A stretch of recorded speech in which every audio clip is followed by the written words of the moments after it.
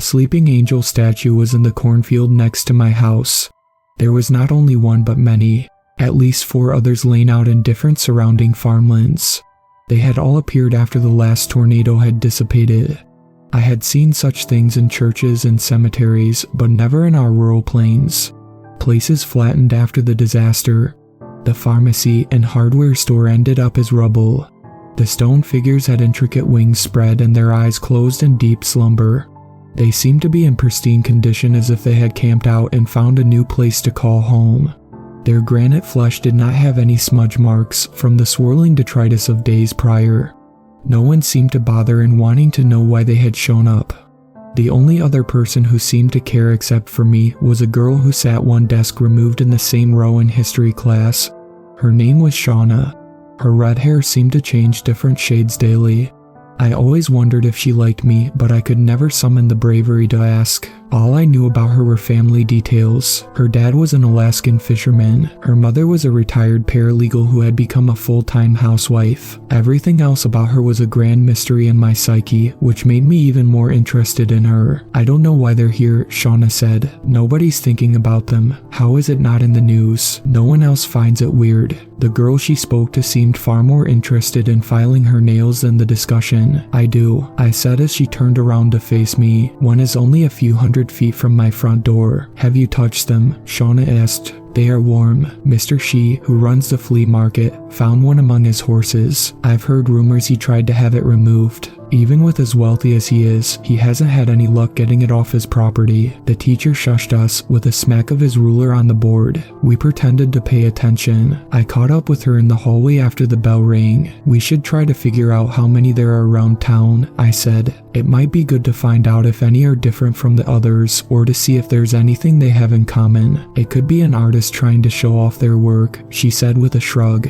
As you said, no one else seems to find it strange how this happened besides us. Let's check them out. Together, she stared at me with a blank expression for a second before she gave me a wry smile. Fine, she said. She turned around and proceeded to head past a row of lockers. It's been a while since I've taken a long walk anyways. Meet me outside of the machine factory at 4 tomorrow. Our dinner table was silent. My father cut into his steak. His grubby, diesel-stained fingers clutched the silverware. He had taken his uniform off. His undershirt still carried the smell of Armor All, mixed with his first lager of the evening. Mother kept her head down as she ate. I picked the potato salad on the side of my plate, without much of an appetite. The TV was on in the living room, with the volume turned down. The local news anchor reported on a robbery homicide. The crime had occurred at a Walgreens in Waterloo. It flashed to a local used car commercial. The salesman was a well-known con artist by the name of Hollowhan. He looked like Abraham Lincoln if he had a flat top haircut and wider eyes. Did anyone see the angels? I asked. Agent provocateurs placed those damn religious pieces, my father said. He downed his piece of meat with a long swig of beer. Damn government, using diversion tactics to keep our eyes off of where they should be. Their eyes have to be cameras. Surveillance equipment is put there to see how many guns the locals are buying downtown. The fat cats at the top are more afraid of an uprising than we are of gas prices, where it's all China. He shook his head and closed his eyes before he took another sip. I scare myself with how right I am, sometimes. It could be a college art show, Mom said with a soft voice. Young ones trying to get a bit of attention with their creativity. I've read about how those 3D printers are getting better all the time.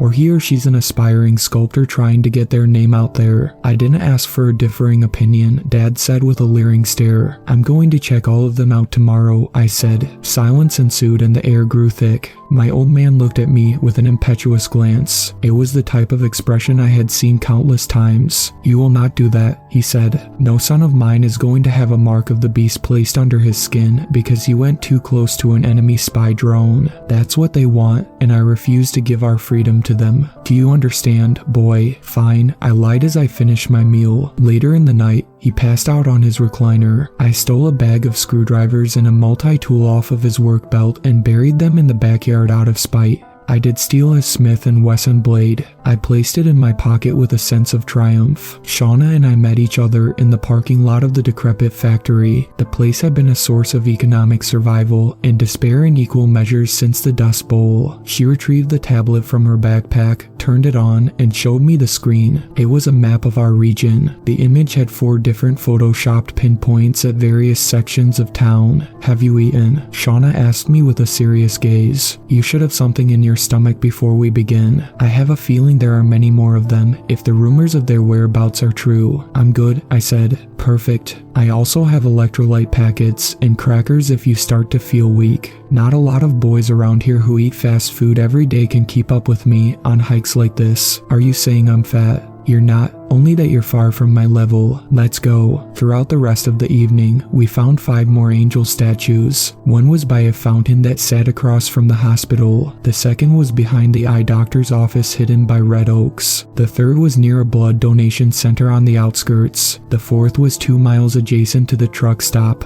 We ran our hands along each one and tried to determine if there were any anomalies within the build of each bust. We could not find any. "We didn't check by the railroad," Shauna said. "We went there along a bike path covered in pollen. We came to another cornfield. We strolled alongside it until we noticed a carved-out pathway. I suspected hoaxers of having attached boards to their feet to design it. Forming artificial crop circles was their favorite way to laugh at the media. We came to an unspoken agreement to follow it. The width of the man-made trail was proportionate in its dimensions to the angels. By then, the sun was lowering and the stars were making themselves known in the wide sky. The maze zigzagged. The rustling noises we made echoed in the stillness. We came to the end of the trail. It led to a greater opening. A propped-up torch on a stone pillar illuminated everything within the clearing. There were also a dozen or so people there, and they all wore brown cloaks. We were so silent that none of them noticed us. Shauna grabbed me by the arm and pushed me backward.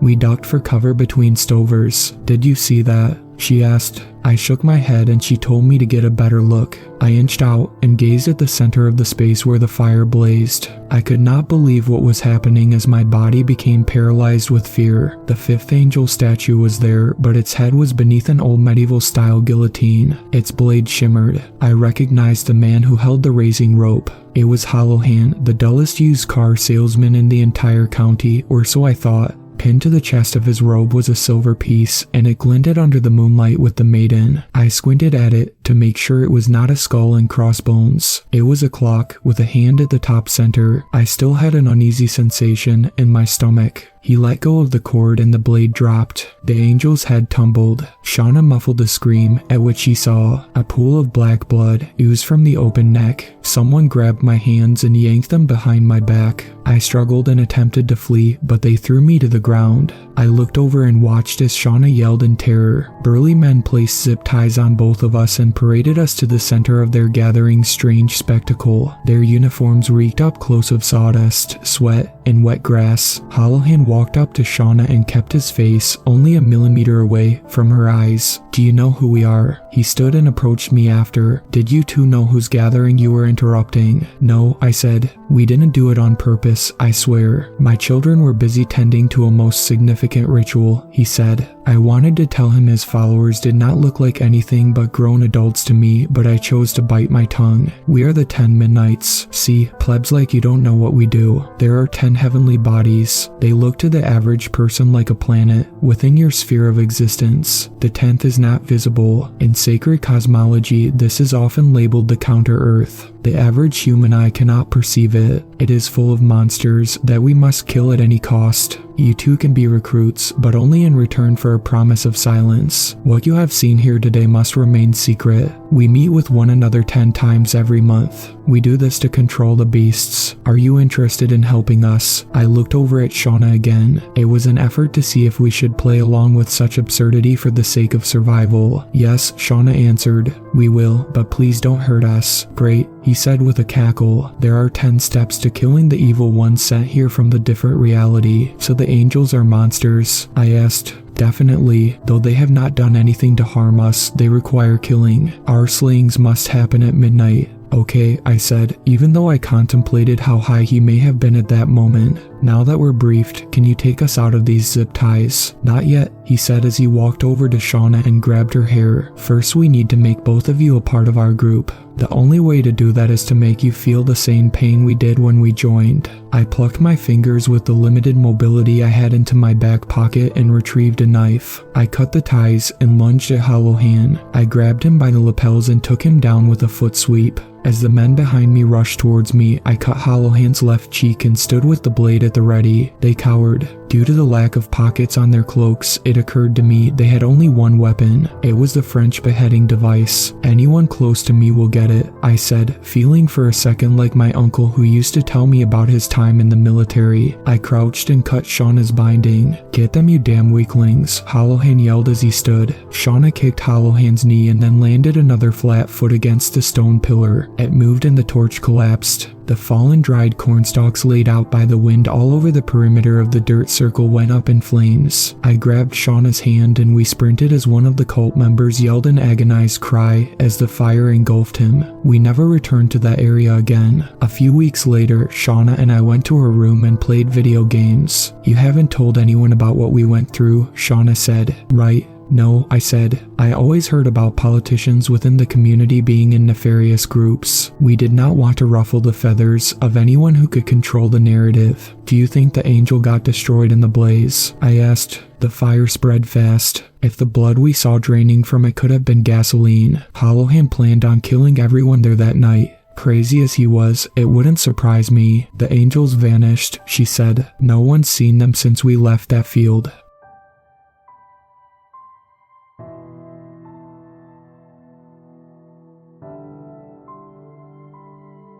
Thank you to my superfans, Sweet Black Swan, Tacy, and Brooklyn. I really appreciate you guys supporting my channel, and I look forward to making more content for everyone.